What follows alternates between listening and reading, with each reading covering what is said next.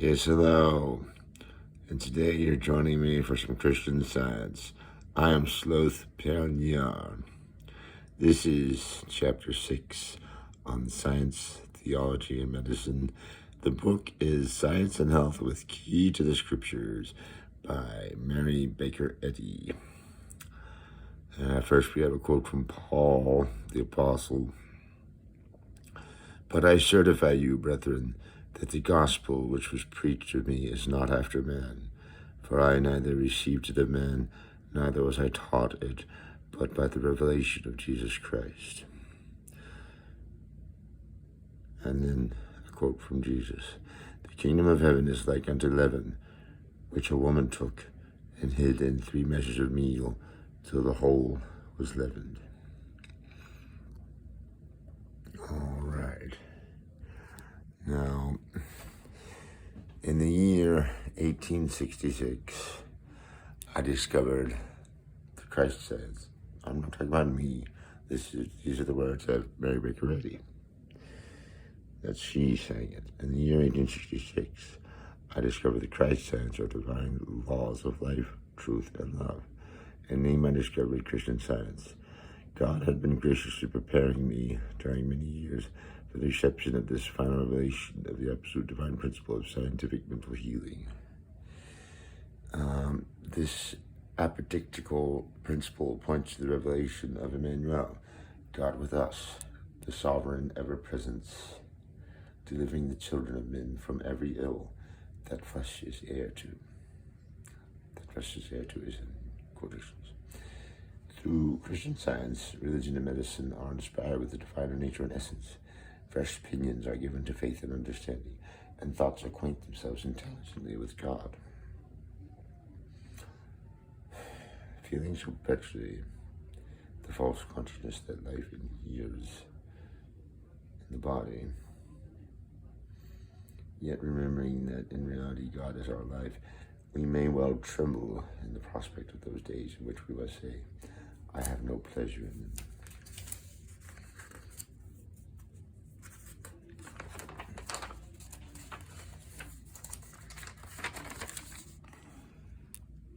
Whence came to me this heavenly conviction, a conviction antagonistic to the testimony of physical senses. Whence came to me this heavenly conviction, a conviction antagonistic to the testimony of physical senses? According to St. Paul, it was the gift of the grace of God given unto me by the effectual working of his power. It was the divine law of life and love, unfolding to me the demonstrable fact that matter possesses neither sensation nor life, that human experience show the falsity of all material things, and that immortal cravings, the price of learning love, establish the truism that the only sufferer is mortal mind, for the divine mind cannot suffer. My conclusions were reached by allowing the evidence of this revelation to multiply with mathematical certainty and lesser demonstration to prove the greater, as the product of 3 multiplied by 3 equaling 9 proves conclusively that 3 times 3 duodecillions must be 9 duodecillions, not a fraction more, not a unit less. When apparently near the confines of mortal existence, sitting already within the shadow of the death valley, I learned these truths in divine science, that all real beings in God, the divine mind, and that life, truth, and love are all powerful and ever-present, that the opposite of truth, called error, sin, sickness, disease, death, is the false testimony of false material sense of mind and matter, that this false sense evolves in belief a subjective state of mortal mind, which this same so-called mind names matter, thereby shutting out the true sense of spirit. My discovery that erring, mortal, misnamed mind produces all the organism and action of the mortal body set my thoughts to work in new channels, and led up to my demonstration of the proposition that mind is all and matter is not, as the leading factor in mind science. Christian Science reveals incontrovertibly that mind is all in all, that the only realities are the divine mind and idea. This great fact is not, however, seen to be supported by sensible evidence until its divine principle is demonstrated by healing the sick and thus proved absolute and divine. This proof once seen, no other conclusion can be reached. For 3 years after my discovery, I sought the solution of this problem of mind healing, searched the scriptures and read the laws, kept aloof from society, and devoted time and energies to discovering positive rule.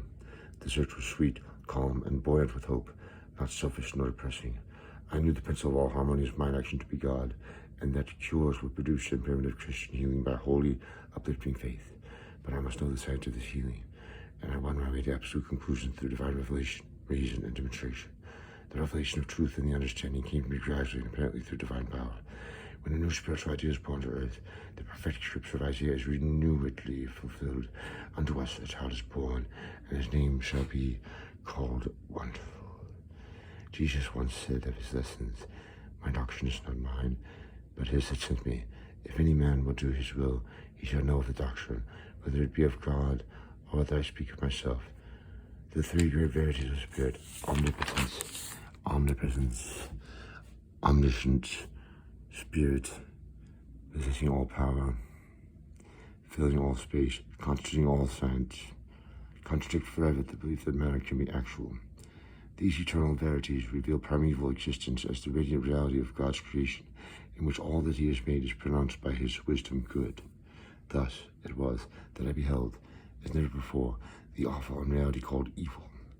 The equivalence of God brought to light another glorious proposition: man's perfectibility and the establishment of the kingdom of heaven on earth. And following these leadings of scientific revelation, the Bible was my only textbook. The scriptures were illumined, reason and revelation were reconciled, and afterwards the truth of Christian Science was demonstrated. No human pen nor tongue taught me the science contained in this book, Science and Health, and neither tongue nor pen can overthrow it. This book may be distorted by shallow criticism or by careless or malicious students, and its ideas may be temporarily abused or misrepresented, but the science and truth therein will forever remain to be discerned and demonstrated. Jesus demonstrated the power of Christian Science to heal mortal minds and bodies, but this power was lost sight of. It must again be spiritually discerned, taught, and demonstrated according to Christ's command, with signs following. Its science must be apprehended by as many as believe on Christ and spiritually understand truth. No analogy exists between the vague hypotheses of agnosticism, pantheism, theosophy, spiritualism, or millenarianism, and the demonstrable truths of Christian Science, and I find the will or sensuous reason of the human mind to be opposed to the divine mind as expressed through divine science. Christian Science is natural, but not physical. The science of God and man is no more supernatural than is the science of numbers. Though departing from the realm of the physical as the science of God, spirit must some may deny its right to the name of science. The principle of divine metaphysics is God. The practice of divine metaphysics is the utilization of the power of truth over error. Its rules demonstrate its science. Divine metaphysics reverses perfected and physical hypotheses as to deity, even as the explanation of optics projects the incidental or inverted image and shows what this inverted image is meant to represent.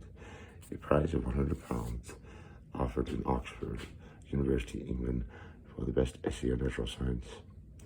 An essay calculated to offset the tendency of the age to attribute physical effects to physical causes rather than a final spiritual cause, is one of many instances which show that Christian Science meets a yearning of the human race for spirituality. After a lengthy examination of my discovery and its demonstration in healing the sick, this fact became evident to me, that mind governs the body, not partially but wholly. I submitted my metaphysical system of treating disease to the broadest as practical tests. Since then, the system has gradually gained ground and has proved itself whenever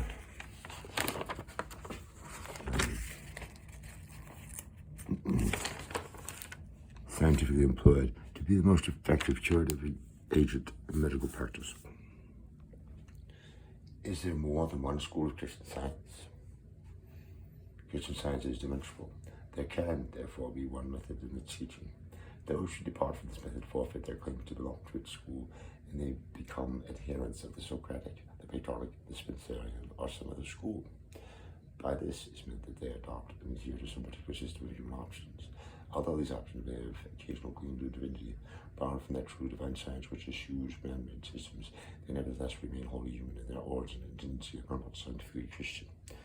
From the infinite one in Christian science comes one principle and an infinite idea, and with this infinite truth comes spiritual laws, and their demonstration, which, like the great giver, are the same yesterday and today and forever. For thus are the divine principle of healing and the Christ idea characterized in the epistle to the Hebrews. Any theory of Christian science which departs from what has already been stated and proved to be true affords no foundation upon which to establish a new school of this science. Also, if any so-called new school claims to be Christian science and it uses another author's discoveries without giving that another author credit, such a school is erroneous, for it inculcates a breach of that divine commandment in the Hebrew Decalogue, "Thou shalt not steal." God is the principle of divine metaphysics. As there is but one God, there can be but one divine principle of all science, and there must be fixed rules for the demonstration of this divine principle. The letter of science principally reaches humanity today, but its spirit comes only in small degrees. The vital part, the heart and soul of Christian science, is love. Without this, the letter is but the dead body of science, pulseless, cold, inanimate. The fundamental propositions of divine metaphysics are summarized in the four following, to me, self-evident propositions. Even if reversed, these propositions will be found to agree in statement and proof, showing mathematically their exact relation to truth. De Quincey says mathematics has not a foot to stand upon which is not purely metaphysical. God is all in all.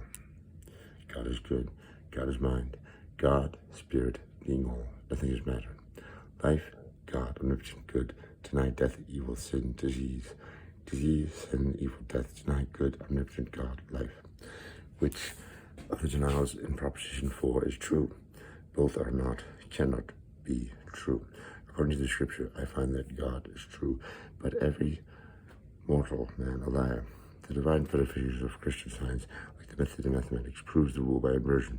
For example, there is no pain in truth, and no truth in pain, no nerve in mind, and no mind in nerve, no matter in mind, and no mind in matter, no matter in life, and no life in matter, no matter in good, and no good in matter.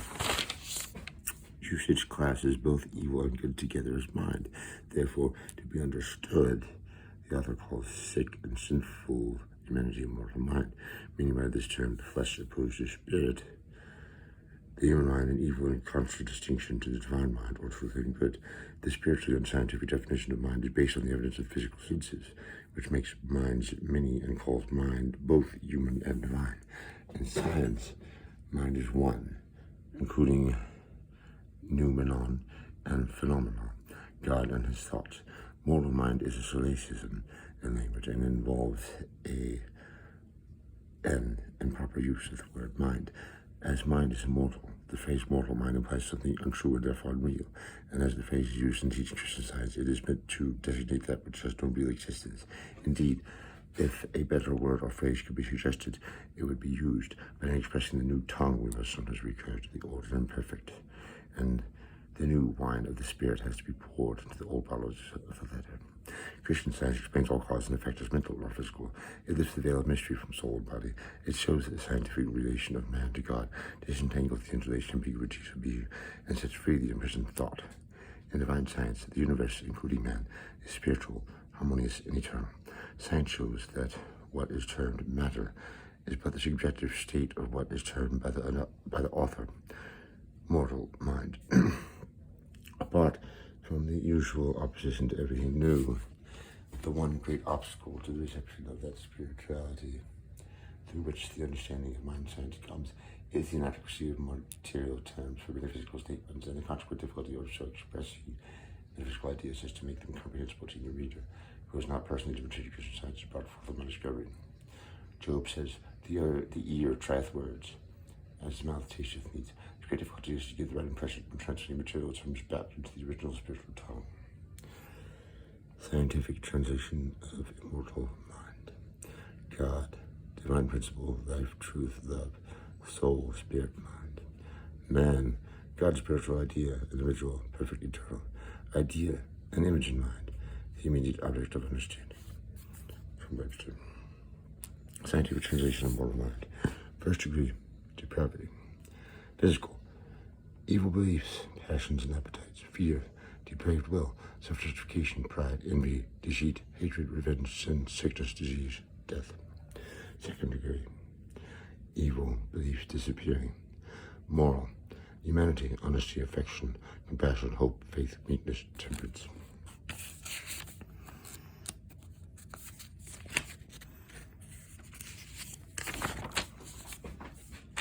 Third degree, understanding, spiritual, wisdom, purity, spiritual understanding, spiritual power, love, health, holiness.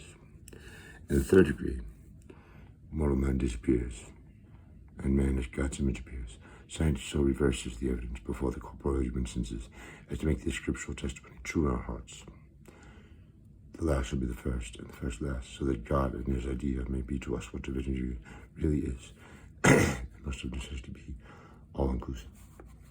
A correct view of Christian Science and of its adaptation to healing includes vastly more than is at first seen. Books and metaphysics leave the grand point untouched.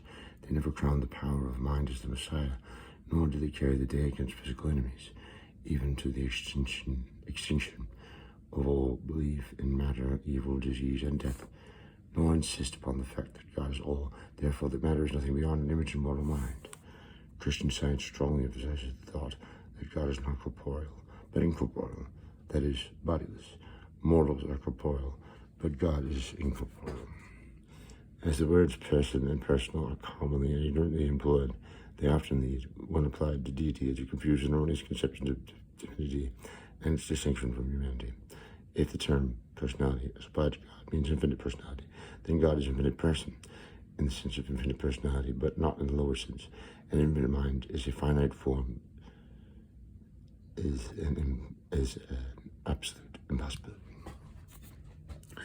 The term individuality is also open to objections, because an individual may be one of a series, one of many, as an individual man, an individual horse, whereas God is one, not one of a series, but one alone and without an equal. God is spirit, therefore the language of spirit must be and is spiritual. Christian Science attaches no physical nature and significance to the supreme being or his manifestation. Mortals alone do this. God's essential language is spoken of in the last chapter of Mark's Gospel as the new tongue, the spiritual meaning of which is attained through science following. Ear hath not heard, nor hath lip spoken the pure language of spirit. Our Master taught spirituality by similitudes and parables. As a divine student, he unfolded God's man, illustrating and demonstrating life and truth in himself and by his power over the sacred snake. Human theories are not equipped to interpret the divine principle involved in the marvels wrought by Jesus, and especially in his mighty, crowning, unparalleled, and triumphant exit from the flesh. Evidence drawn from the five physical senses relates solely to human reason, and because of opacity to the true light, human reason dimly reflects and feebly transmits Jesus' works and words. Truth is revelation. Jesus bade his disciples beware of the leaven of the Pharisees, of the Sadducees, which he defined as human doctrines. His parable of the leaven, which a woman took and hid in 3 measures.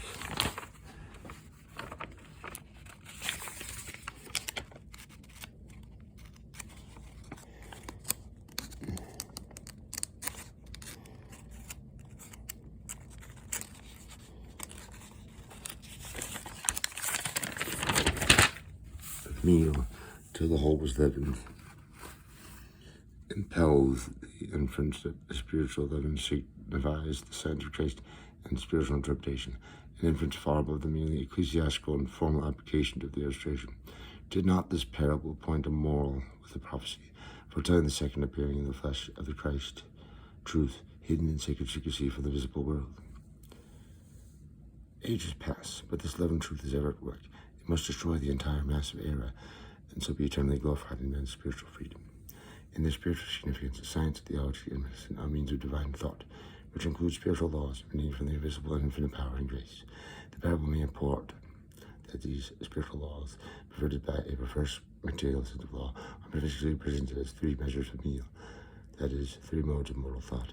In all moral forms of thought, dust is signified as the natural status of men and things, and modes of material motion are honored with the name of laws. This continues until the leaven of spirit changes the whole of mortal thought, as yeast changes the chemical properties of meal. The definitions of material law as given by natural science, represent a kingdom necessarily divided against itself, because these definitions portray law as physical, not spiritual. Therefore, they contradict the divine decrees and violate the law of love, in which nature and God are one and the natural order of heaven comes down to earth. When we endow matter with vague spiritual power, that is, when we do so in our theories, for of course we cannot really endow matter with what it does not and cannot possess, we disown the Almighty, for such theories lead to one of two things. They either presuppose the self-evolution and self-government of matter, or else they assume that matter is the product of spirit. To seize the first horn of this dilemma, and consider matter as a power in and of itself, is to leave the Creator out of his own universe. While to grasp the other horn of the dilemma and regard God as the creator of matter, it is not only to make him responsible for all disasters, physical and moral, but to renounce him as their source, thereby making him guilty of maintaining perpetual misrule in the form and under the name of natural law. In one sense, God is to do with nature, but this nature is spiritual and is not expressed in matter.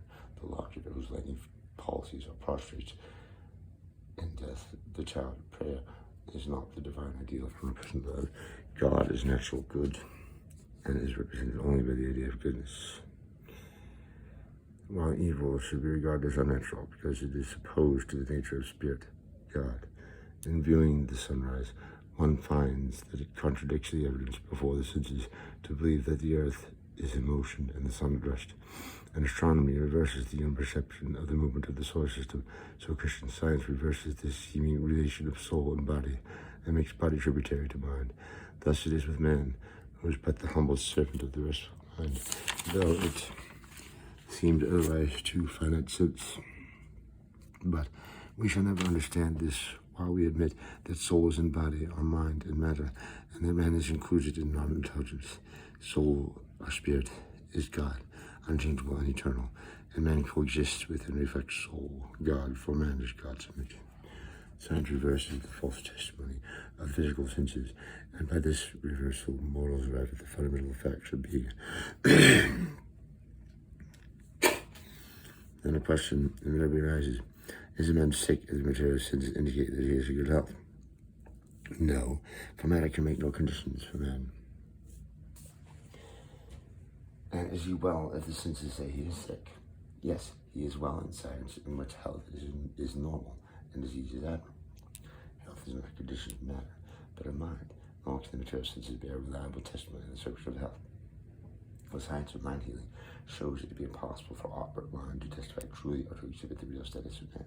Therefore, the divine principle of science, reversing the testimony of the visual senses, reveals man as harmoniously existent in truth, which is the only basis of health, and thus science denies all disease, heals the sick, overthrows false evidence, and refutes materialistic logic.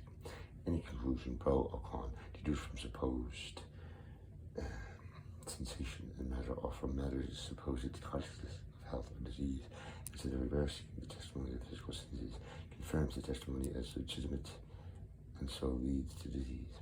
When Columbus gave freer breath to the globe, ignorance and superstition chained the limbs of the brave old navigator, and disgrace and salvation stared him in the face. But sterner still would have been his fate if his discovery had undermined the favorite inclinations of a sensuous philosophy. Copernicus mapped out the stellar system, and before he spake, astrography was chaotic, and heavenly fields were incorrectly explored. The Chaldean wise men read in the stars the fate of empires and the fortune of men, though no higher revelation than the horoscope was to them displayed upon the empyrean. Earth and heaven were bright, and bird and blossom were glad in God's perennial and happy sunshine, golden with truth. So we have goodness and beauty to gladden the heart, but man, left to the hypotheses of material sense unexplained by science, is as the wandering comet or the desolate star, a weary searcher for this home.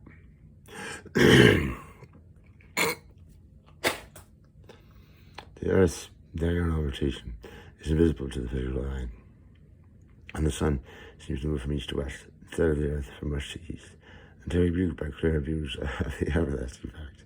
This fault says,